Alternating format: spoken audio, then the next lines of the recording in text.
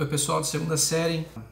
Bom, estamos nós mais uma vez aqui, ainda em trabalho domiciliar, em trabalho à distância. E aí eu decidi gravar essa pequena videoaula de introdução ao segundo bimestre, já que a gente vai ter segundo bimestre inteiro, penso eu, nesse modelo de trabalho à distância. Então, mais para apresentar para vocês um pouco do que eu estou pensando, a gente está pensando para desenvolver nesse segundo bimestre em filosofia. A gente vai ter como tema desse segundo bimestre teorias éticas, né? Então agora sim a gente vai falar um pouco mais especificamente sobre alguns filósofos ao longo da história que pensaram sobre o tema da ética, que desenvolveram estudos sobre o tema da ética. Mas antes de a gente começar, já começando, né? Eu queria chamar a atenção de vocês para alguns informes, alguns comunicados importantes, que eu acho que são importantes.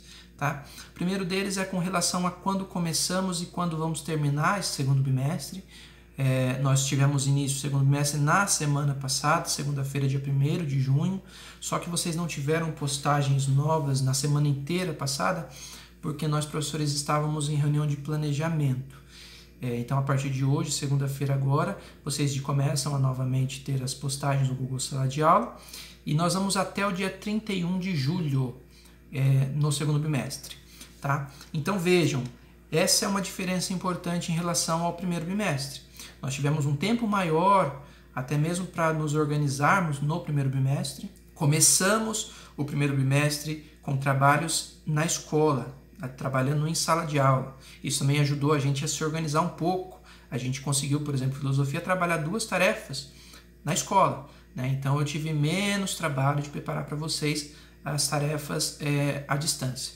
Esse segundo bimestre não, nós vamos ter ele inteiro nesse modelo à distância, e nós vamos ter menos tempo, são 2 meses, né? um mês e 3 semanas, na verdade, que semana passada nós não tivemos, então nós vamos ter menos tempo.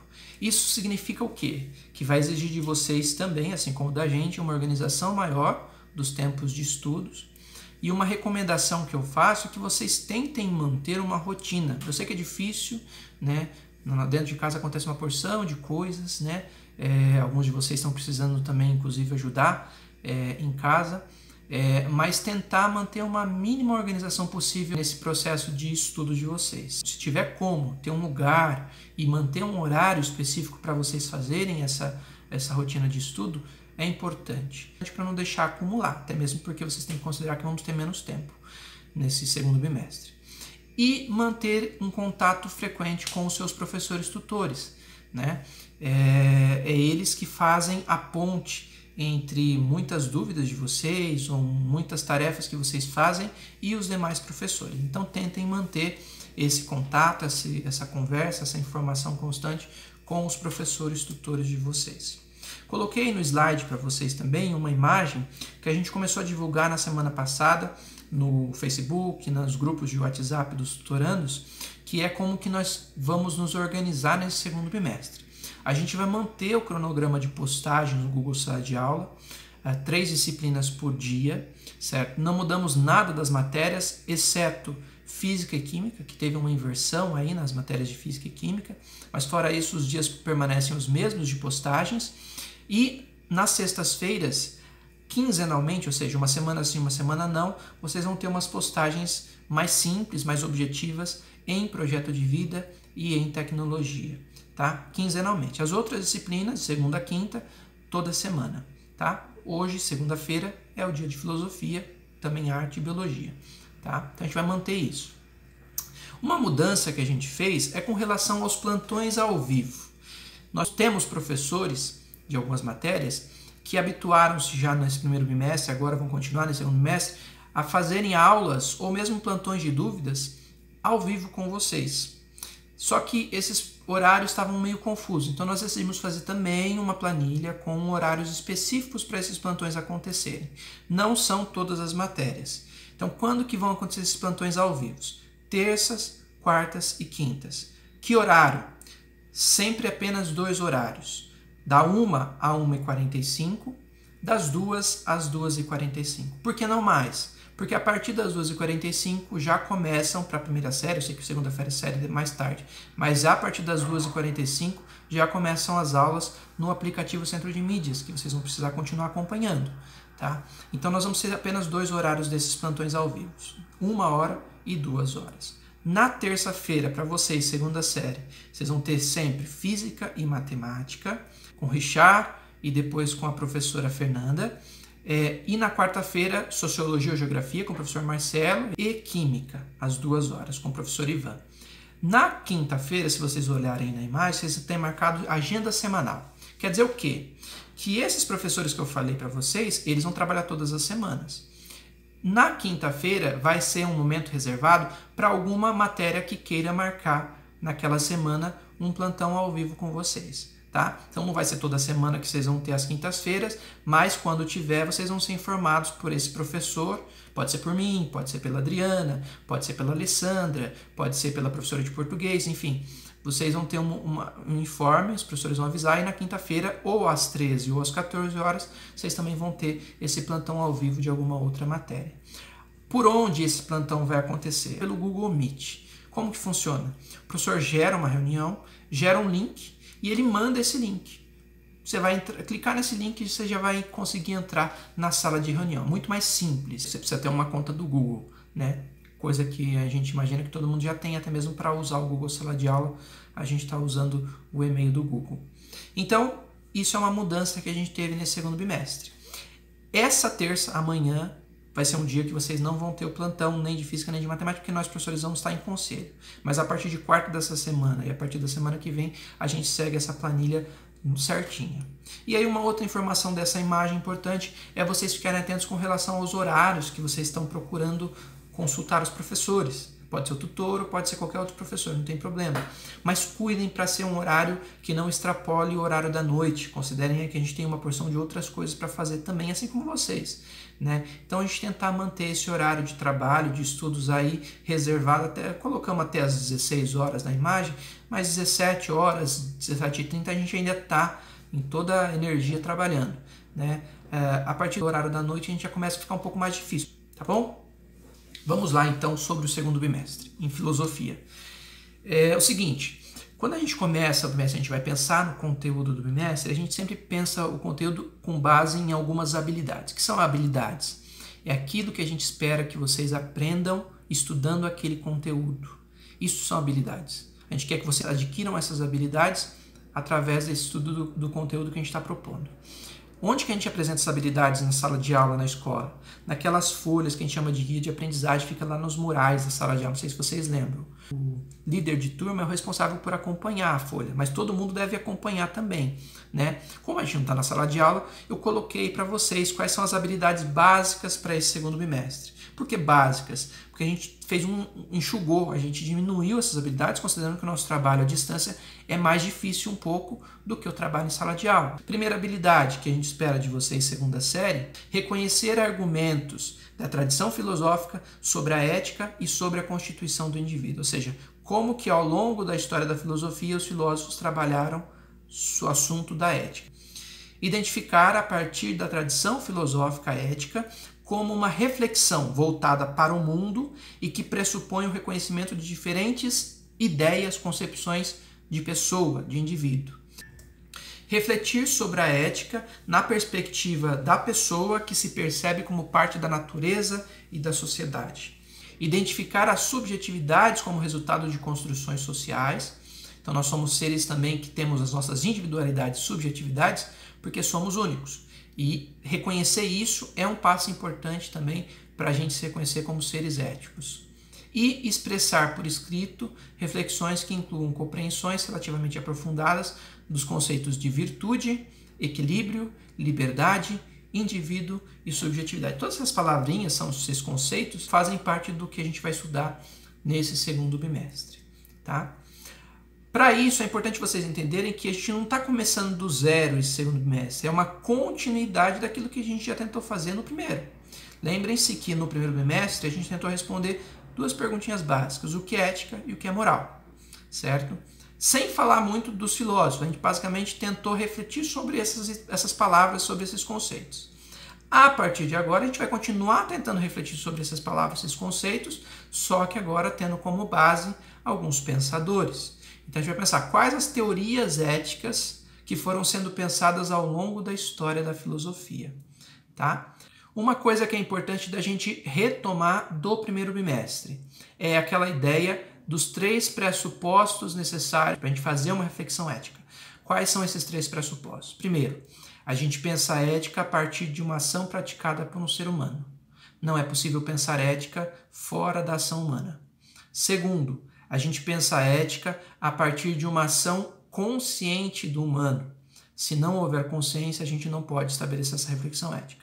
Terceiro, a gente pensa a ética a partir de uma ação livre do ser humano. Se não tiver liberdade de escolha na ação, a gente não pode olhar a ação a partir de uma perspectiva ética também.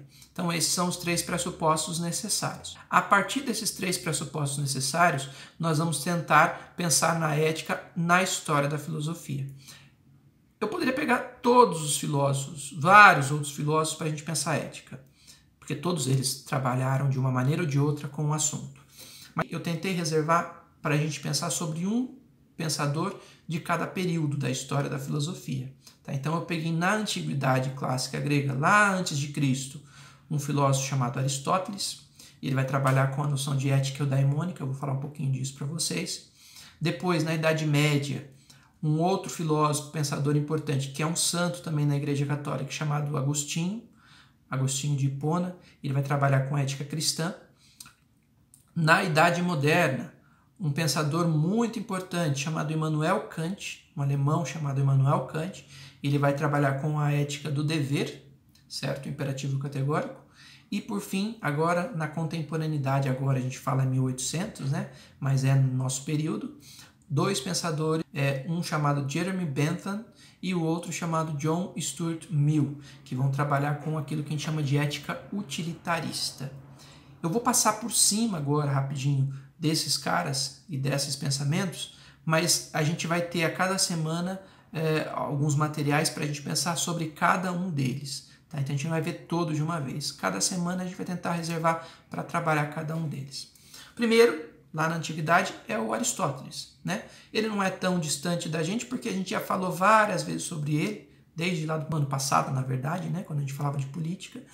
E também ele vai acompanhar todo o estudo da filosofia.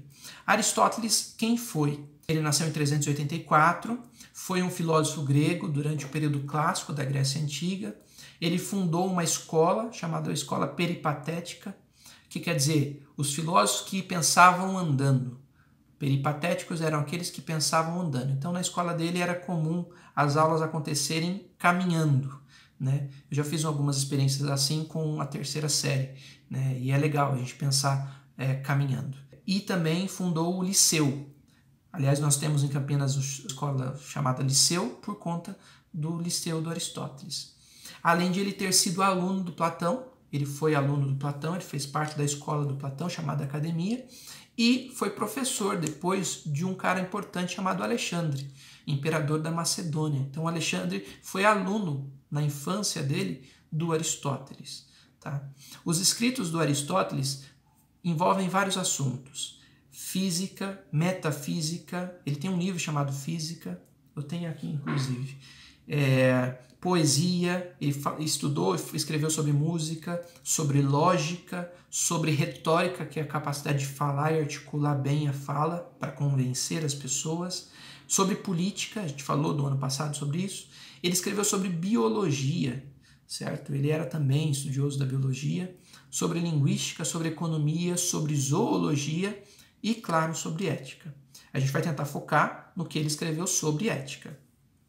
Juntamente com Platão e com Sócrates, Aristóteles é visto como um dos 3 grandes nomes, faz parte do tripé da filosofia clássica que vai influenciar todo o resto da filosofia ocidental. Em 343, ele torna-se tutor de Alexandre da Macedônia, ainda quando Alexandre era criança, na época com 13 anos de idade tinha o Alexandre, e que será o mais célebre conquistador do mundo antigo, vai se tornar um grande imperador. Tá? Então Aristóteles foi esse cara importante aí. Que ele fala sobre ética. O que é a ética para Aristóteles? Aristóteles procura desenvolver uma ética realista, próxima da pessoa concreta, do indivíduo concreto. Para isso, ele pergunta: qual é o fim último do ser humano? Qual é o objetivo final da vida humana? Não para uma pessoa, para todo mundo. E ele responde: para a felicidade. Todo homem caminha em busca da felicidade. Até mesmo o que nega isso, acredita negando isso que encontrará. Desafio cada um de vocês a pensar em uma situação em que o homem, o humano, não age, em que você não age buscando a felicidade. Você pode pensar assim: mas eu não acordo cedo todo dia acreditando que eu vou acordar cedo sendo feliz. Não, mas você acredita, talvez porque socialmente colocaram isso para você, que acordar cedo e ir para a escola vai te garantir uma base que, num futuro, vai te fazer feliz, né? Ou então comer, né? Você se alimenta porque a sensação de satisfação que o alimento te dá te faz um pouco mais feliz, né? Um celular novo que você queira, você quer porque faz você acreditar que tendo vai te fazer um pouco mais feliz. Você fala assim: mas Rafael, e a pessoa que está numa situação de desespero e tenta cometer suicídio? É uma situação tão desesperadora que ela acredita que a única maneira de talvez aliviar a dor que sente, e nesse sentido aliviando a dor, se aproximar da felicidade, é tirando a própria vida. Então, assim, todas as nossas ações, de uma maneira direta ou indireta, tendem à busca pela felicidade. A questão é como que nós buscamos essa felicidade. E aí entra a noção de ética do Aristóteles. Fato, todos nós buscamos a felicidade pessoal. Essa felicidade é o que Aristóteles chama de eudaimonia. Por isso que a gente chama a ética dele de uma ética eudaimônica. Ações éticas são aquelas que nos permitem, que nos direcionam, que nos encaminham cada vez mais para uma felicidade plena. A questão é: o que é a felicidade na visão do Aristóteles?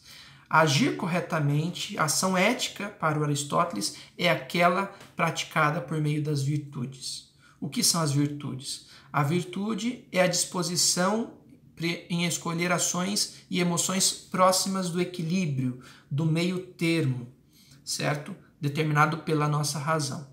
Um estado intermediário. A excelência moral está no meio, ou seja, a busca pela felicidade para Aristóteles é uma busca que só é possível através das ações virtuosas. O que são as ações virtuosas? São as ações equilibradas. Aquelas que nem extrapolam e aquelas que não faltam. Aquelas que não tendem nem para o vício do excesso e nem para o vício da falta. São as ações equilibradas.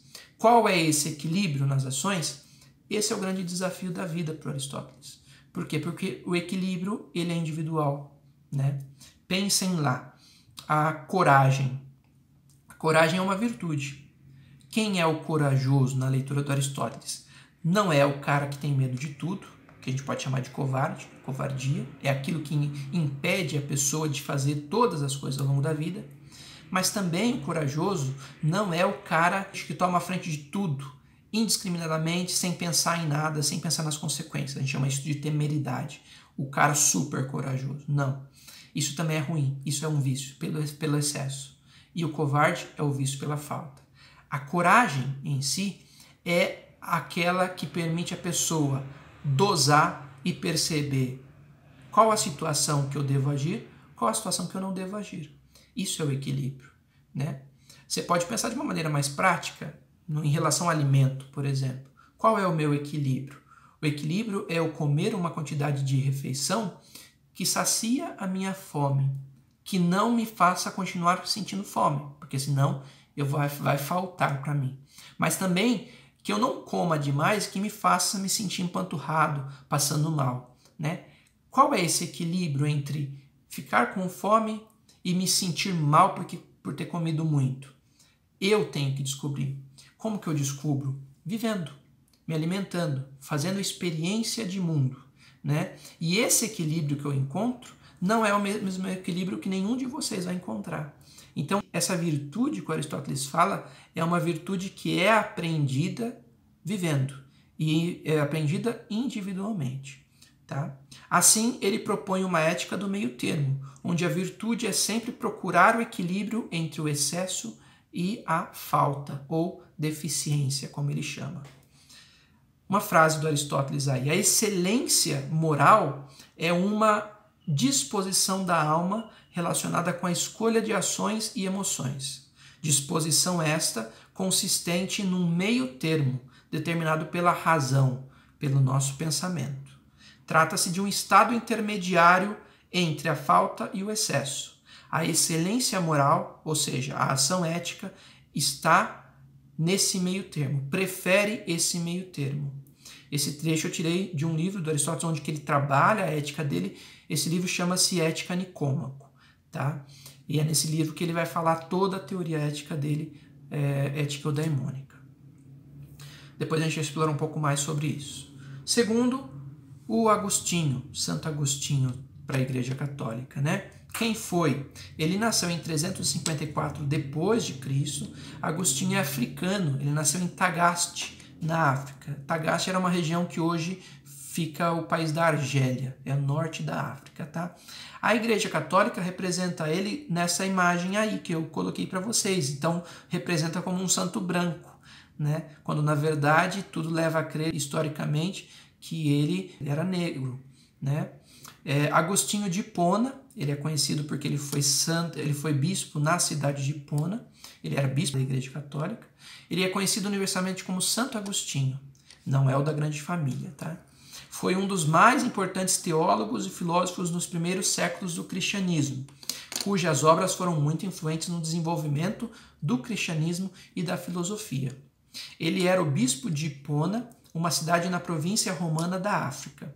Escrevendo na era patrística, ele é considerado como sendo o mais importante da época dos padres da igreja. Suas obras-primas, seus grandes livros mais famosos, um chama De Civitate Dei, A Cidade de Deus, certo? E o outro chamado Confissões, que ele conta a vida dele, é como se fosse uma autobiografia. Ambas ainda muito estudadas atualmente. Eu coloquei uma imagem aí agora, é exatamente do ator que faz o Santo Agostinho no filme. Tem um filme da vida de Santo Agostinho. Vocês podem achar na internet, no YouTube, facilmente. E aí sim, o ator que representa o Santo Agostinho no filme é um ator negro, muito mais próximo da realidade, talvez, do que o que as imagens do santo na igreja representam, tá? Como que ele pensa a ética? Ele pensa a ética a partir de uma leitura cristã, porque ele era padre e bispo da igreja, certo? Para Agostinho, ser ético está diretamente ligado à proximidade com Deus. Assim, o homem que se afasta do Criador, consequentemente, deixa de ser uma pessoa moralmente correta, deixa de pensar coisas boas, deixa de ser ético. Para esse filósofo, a ética harmoniza-se com preceitos, com as regras, com as leis, com os princípios cristãos, sendo que o homem bom é aquele que ama. Uma ética embasada na figura de Jesus, bom, humilde e obediente a Deus. Então, qual que é o modelo de ser ético para Agostinho? Jesus, né? E aquilo que tem escrito sobre Jesus. O que define uma ação ética para Agostinho? Ação ética é a ação que me permite aproximar-me do divino, do Criador. E ação errada, ação não ética, aquilo que me distancia do Criador, do divino. A questão é, como é que eu sei se a minha ação me aproxima ou me distancia do divino, né? Ele vai trabalhar muito com a noção de vontade e de razão, né? Uma dúvida que faz parte de toda a filosofia do Agostinho é por que o mal existe, né? Como o mal existe? E aí ele cai na noção de livre-arbítrio, liberdade, que também faz parte do pensamento cristão. A gente vai explorar um pouco melhor isso quando a gente for falar na aula sobre o Agostinho, tá? O terceiro, na Idade Moderna, é o Immanuel Kant, o filósofo alemão. O Kant, ele nasceu em 1724, então ele é chamado de filósofo iluminista. Ele faz parte daquela época em que ele é alemão, né? Mas na Europa toda, e especificamente na França, está toda aquela ebulição que antecede a Revolução Francesa, o iluminismo, né? Ele é um dos mais importantes filósofos de sua época. Ele foi o principal representante do iluminismo alemão, movimento filosófico que afirmava a importância do uso da razão para o progresso da humanidade. Por que o iluminismo é importante? E por que tem tudo a ver com a razão? Porque para os iluministas a razão, o pensamento racional é luz que nos permite caminhar um caminho de buscas, de descobertas e de verdades. Ele publicou diversas obras e eu coloquei 3 que se destacam. As 3 críticas, na verdade. Crítica da razão pura, que é onde que ele vai trabalhar a noção de conhecimento dele. A gente vai trabalhar com isso na 3ª série. Depois, a crítica da razão prática, que é o que nos importa, porque é onde que ele vai trabalhar exatamente com a noção de ética das ações humanas, né? Sobre os princípios e fundamentos da moral. E, por fim, a crítica do juízo, dedicada à apreciação da arte. Segundo Kant, as 3 críticas formam uma teoria completa do entendimento humano. O que é ética para o Kant? A ação ética para o Kant é a ação que está em conformidade com a razão humana, condição fundamental para o agir racional. Quando a ação é antecedida pelo pensamento racional, o indivíduo age de uma maneira consciente. Esse agir de maneira consciente, racionalmente, é o que determina a ação do sujeito moral. Então, a ação ética para o Kant é sempre a ação que tem antes a reflexão racional. Para o Kant, então, a gente sempre tem que racionalizar as nossas ações. E essa vozinha da razão que nos diz, que faz a gente sempre saber optar entre o certo e o errado, é o que o Kant chama de moral, né? Essa vozinha todos temos na leitura kantiana. E ela nos determina a ação ética como se fosse um dever, né? Não é uma questão de escolha. Então, para o Kant, a ação ética é como um dever, é como um imperativo, uma imposição categórica. E ele formula essa vozinha, essa regra geral da nossa razão, através de uma frase. Qual é a frase? Essa que eu coloquei para vocês. Age com base numa máxima, numa regra, que também possa ter validade como uma lei universal. Eu posso traduzir isso de várias maneiras. A gente fala também de regrinha de ouro, né? Age de maneira que a sua ação, aquilo que você faz, possa ser feito também por todas as outras pessoas no mundo, né? O cristianismo vai dizer assim: faça ao teu irmão aquilo que gostaria que fizessem a você, né? Isso é como também um imperativo categórico kantiano. Ou seja, como que eu avalio ou analiso se a minha ação é ou não é ética? Colocando essa questão. O que eu estou fazendo agora, a minha ação agora, pode ser universalizada? Eu posso pressupor que todo mundo faça tranquilamente isso no mundo, sem gerar mal para o coletivo? Se sim, ok, a minha ação é ética. Se não, a minha ação ela é passível de dúvida e eu devo evitar. Tá? Então essa é mais ou menos a fórmula kantiana. Ele vai trabalhar com a noção de autonomia e heteronomia. A autonomia é essa lei interna que a minha moral me diz. Ser autônomo é isso, a gente trabalha isso na escola, né? Falar de autonomia. O que é ser autônomo? É eu não precisar de uma lei de fora que me diz o que fazer, porque a minha razão, a minha consciência é capaz de dizer para mim o que é o certo. O contrário da autonomia é a heteronomia, ou seja, quando eu não tenho essa lei interna, essa voz interna da razão que me consegue dizer o que é certo, eu preciso de uma lei de fora que me impõe, que me obriga a fazer de acordo com a lei de fora. Isso é a heteronomia, né? A gente tem que fazer esse processo de saída dessa condição de heteronomia em direção a esse caminho de autonomia, que não quer dizer, veja só, fazer o que eu quero, mas quer dizer fazer o que a voz da minha razão diz que é o certo. E para terminar, rapidamente, porque a gente está se estendendo no tempo, o John Stuart Mill, que leu muito Jeremy Bentham, né, e que vai trabalhar com a noção de ética utilitarista. O que quer dizer uma ética utilitarista? Ele escreve um livro, Utilitarismo, o nome do livro, e ele argumenta nesse livro contra toda a tentativa de fundamentar a moral em valores ou princípios absolutos. Ou seja, diferente daquela leitura do Kant, ou diferente da leitura do Aristóteles, que tem pressupostos básicos, que pode ser coletivo na leitura do Aristóteles, pode ser resultado da minha autonomia na leitura do Kant. Para os utilitaristas, os valores são determinados pela situação específica. O utilitarismo baseia-se na seguinte frase: agir sempre de forma a produzir a maior quantidade de bem-estar possível. Qual é a ação ética para o utilitarista? Aquela que gera o maior grau de felicidade para o maior número de pessoas possível. A ética deve sempre se preocupar com o benefício da maior parte de pessoas possível. A maior quantidade de prazer para o maior número de pessoas possível. Esse é o princípio do utilitarismo. Deve-se fazer um cálculo utilitário, por isso dá a palavra utilitarismo, né? Daquilo que é útil, antes de agir. Deve-se fazer esse cálculo. A ação escolhida deve ser sempre aquela que beneficie e proporcione a maior quantidade de prazer ao máximo de pessoas possível. Importa a consequência da ação e não a própria ação. Isso na leitura utilitarista. Quando a gente fala utilitarismo, a gente sempre pensa eu sempre proponho o dilema do trem. Tem uma história que fala de um trem que está indo em direção a um precipício, um abismo. E existe um maquinista que está do lado de fora da linha, vendo esse trem indo em alta velocidade em direção ao precipício. Ele observa o trem e ele vê que tem 300 pessoas no vagão do trem lá e que está indo em direção ao precipício, vai morrer todo mundo. E ele tem o potencial de puxar uma alavanca que desvia o trilho do trem e salva o trem de ir para o precipício. Só que, ao mesmo tempo, na situação ali rápida, correndo que o trem está, ele percebe que nesse caminho de desvio tem uma criança brincando. Né? E para piorar, a gente pode propor que essa criança seja o filho desse maquinista. E aí cabe a ele fazer uma escolha, né? Puxar a alavanca e desviar o trem, ou não puxar a alavanca e deixar o trem ir em direção ao precipício.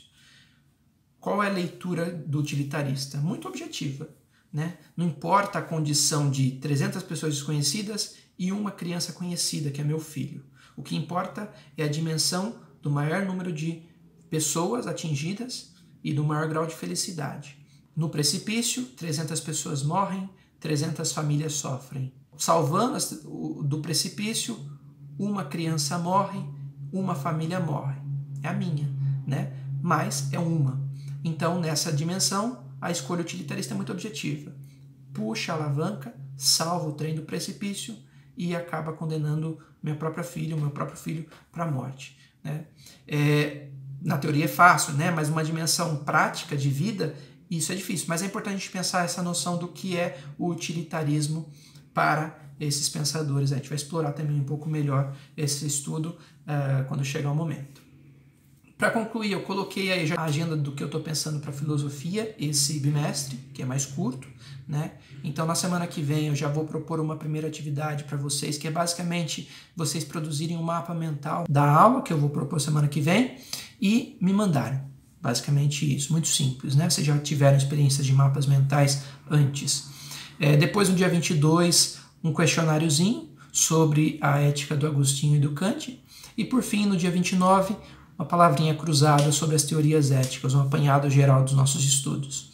No dia 13 de julho, eu vou propor aí, no mesmo módulo que eu fiz no primeiro bimestre, uma pequena atividade avaliativa com algumas perguntinhas para vocês fazerem no formulário mesmo. Tá? Para a leitura, se quiserem se antenar aí com o que a gente está trabalhando, a partir da página 149 do livro de filosofia, certo? Vai trabalhar lá as teorias éticas, vai falar de Aristóteles, do Kant, do Agostinho, e depois no caderninho do aluno, a partir da página 84, Introdução à Teoria do Indivíduo, vai falar especificamente sobre a ética utilitarista, vai ter alguns textos. Não é para vocês fazerem as tarefas do caderninho, tá? As tarefas que vai validar o bimestre são as que eu vou passar, mas os textos do caderninho vale a pena vocês consultarem. Bom, é isso, acho que já estendeu demais. Peço que vocês se organizem nas tarefas. Tem uma maneira que muita gente estava confundindo e mandando 2 vezes a mesma tarefa no primeiro bimestre. Depois que vocês mandam as respostas de uma tarefa, vocês precisam voltar no Google Sala de Aula e colocar como atividade concluída no Google Sala de Aula. Aí ela para de aparecer para você como pendente. Tá? Então isso é uma dica importante para vocês conseguirem se organizar. No mais, eu espero que vocês fiquem bem. Obrigado pela atenção de vocês. Grande abraço. Qualquer dúvida podem me escrever, ou aqui no Google Sala de Aula mesmo, ou nos comentários do próprio YouTube. Grande abraço e até breve. Tchau.